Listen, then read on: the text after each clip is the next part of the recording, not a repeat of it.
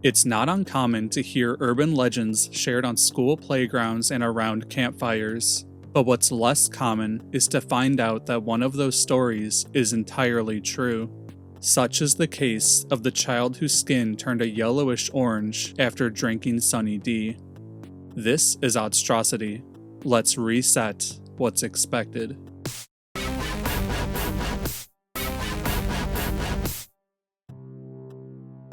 This tangy orange flavored drink, which was originally called Sunny Delight before its rebranding, was created in 1963.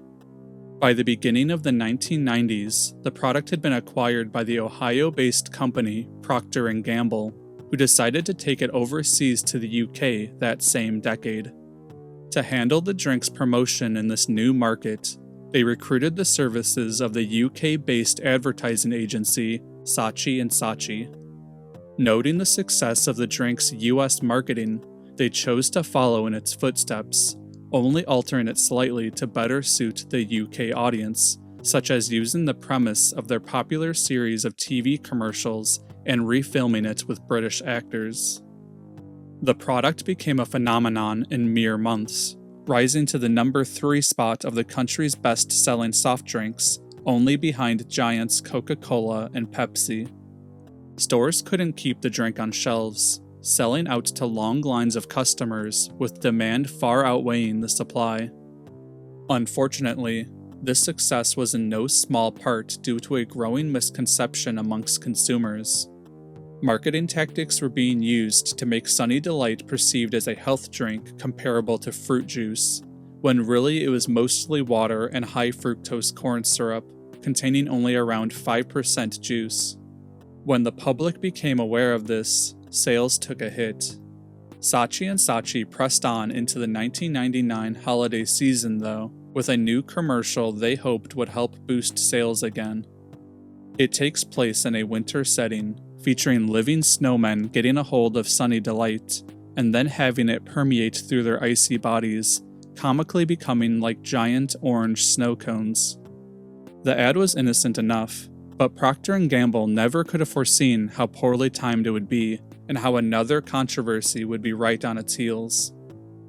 As the commercial was running on televisions across the nation, a pediatrician named Dr. Duncan Cameron reported something unsettling. The face and hands of one of his young patients had turned a yellowish-orange color after consuming a substantial amount of Sunny Delight. The media caught wind of this, and it was bad news for the drink manufacturer as the public's concern intensified. The snowman commercial suddenly seemed in very poor taste after this turn of events, and Procter & Gamble would need to undertake damage control as soon as possible. A spokesperson of theirs declared that the child's orangey skin was just a harmless result of a plant pigment called beta-carotene, an ingredient used to enhance the drink's color and vitamin A content. Additionally, she said that this side effect was only due to the immense amount that the child had drank, 1.5 liters a day, and that drinking an equal amount of carrot juice or orange juice would affect skin in the same way. She concluded that the condition posed no danger, and that the child would return to normal in a few weeks. Procter & Gamble had made their move, but it became clear in the aftermath that there was little they could have done. Sales plummeted, and it only got worse when news of this fiasco reached back to the United States. Things hadn't been looking up for Sunny Delight, but Procter & Gamble carried on by sponsoring a scholarship competition called Strongest Kid in America in 2001. Of the nominated children, a selected group of finalists would win a trip to New York City to compete for the scholarship. It seemed like a great PR move, but in another cruel twist of bad timing, the competition was interrupted by the infamous 9/11 attacks. The fact that the program's demographic was kids aged 9 to 11 was an unfortunate coincidence as well. As if the problems were lining up to cause headaches for Procter & Gamble, a website called sunnydeception.org was created soon after by the Florida Department of Citrus in order to give greater exposure to the misleading marketing strategies used for Sunny Delight.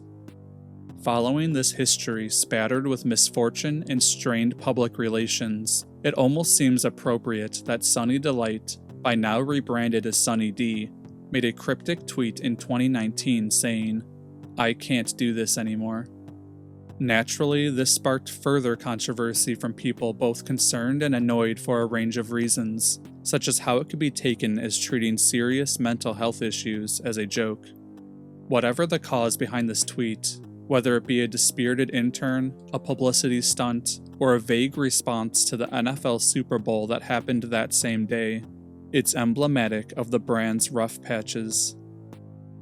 Despite its checkered history, SunnyD remains on store shelves to this day, but it's because of this checkered history that it'll likely also remain in the whispers on school playgrounds and around campfires.